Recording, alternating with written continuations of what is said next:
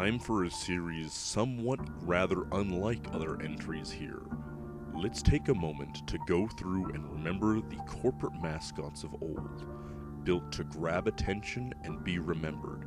Today we look at and remember the Domino's mascot, the Noid. Let's begin.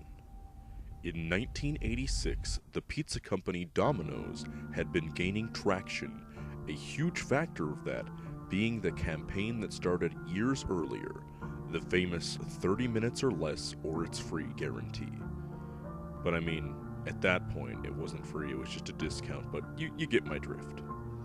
It was serving them well, but the decision was made that a mascot was needed to make the brand more personable with the public, thus entering the Noid.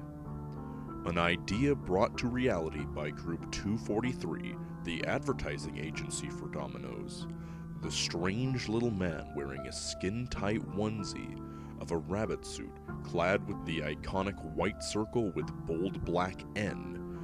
The Noid made his way into the public's eye.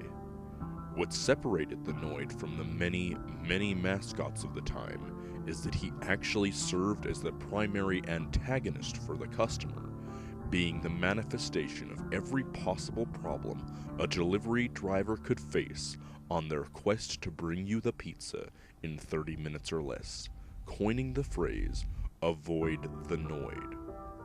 To say the Noid was pretty popular would be an understatement. Many commercials prominently featured the creature, and even some merchandise was made, including 2 separate video games, one called Avoid the Noid for the good old Commodore 64 and MS-DOS, and Yo Noid for the Nintendo Entertainment System. Things were going good for the Noid.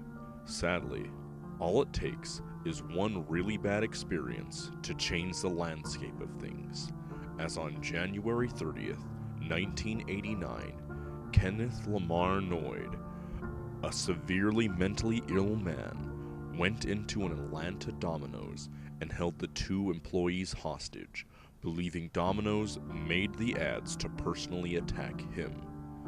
But after 5 hours and making several demands, Kenneth Noid surrendered himself to the police, and while charged with several crimes, was found not guilty by reason of insanity. However, eventually, he took his own life in 1995, making for a very, very bad stigma around the name Noid. On top of the Kenneth Noid incident, the 30-minute guarantee was discontinued a couple of years earlier, after lawsuits stacked up and were settled, to drivers frantically attempting to make the deadline, getting into real-life car crashes. This gave no incentive to try and restore the Noid to its former glory, and he simply vanished from the company, a reasonable decision for the company in light of events, but a shame for those who thought of the creature fondly.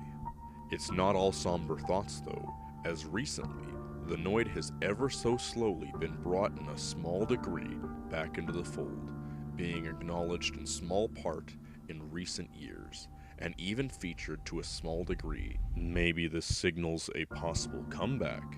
2018 is just getting started, and I, for one, would welcome back the weird little whatever he is to my TV if they so choose to bring him.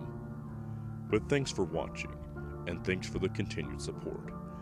I know I had to miss a couple of weeks due to work, but I am hopefully going to get back on track and go weekly again. Thanks for everything, and have a good night.